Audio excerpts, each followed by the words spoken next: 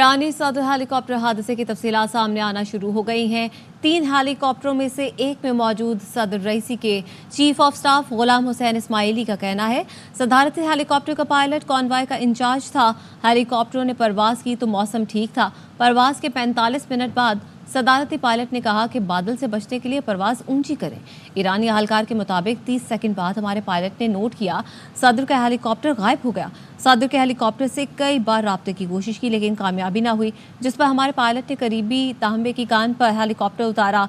गुलाम हुसैन इस्माइली का कहना था कि सदर के पायलट, वजीर खारजा और सदर के मुहाफिज को फोन किया मगर जवाब न मिला। हादसे से मुतालिक उन्होंने मजीद बताया कि नमाज जुमा के पेश इमाम आल हाशिम ने एक कॉल उठाई और बताया कि सदारती हेलीकॉप्टर को हादसा हो गया। आल हाशिम की मौत हेलीकॉप्टर हादसे के कई घंटे बाद हुई। ईरानी सदर हेलीकॉप्टर हादसे की तफसीलात सामने आना शुरू हो गई हैं। 3 हेलीकॉप्टरों में से एक में मौजूद सदर रईसी के chief of staff Ghulam Hussain Ismaili का कहना है, सदारती हेलीकॉप्टर का पायलट कॉन्वॉय का इंचार्ज था।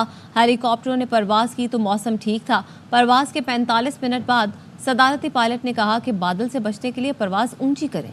ईरानी अहलकार के मुताबिक 30 सेकंड बाद हमारे पायलट ने नोट किया, सदर का हेलीकॉप्टर गायब हो गया। सदर के हेलीकॉप्टर से कई बार राब्ते की कोशिश की लेकिन कामयाबी न हुई, जिस पर हमारे पायलट ने करीबी तांबे की कान पर हेलीकॉप्टर उतारा। गुलाम हुसैन इस्माइली का कहना था कि सदर के पायलट, वजीर खारजा और सदर के मुहाफिज को फोन किया मगर जवाब न मिला। हादसे से मुतालिक उन्होंने मजीद बताया कि नमाज जुमा के पेश इमाम आल हाशिम ने एक कॉल उठाई और बताया कि सदारती हेलीकॉप्टर को हादसा हो गया। आल हाशिम की मौत हेलीकॉप्टर हादसे के कई घंटे बाद हुई।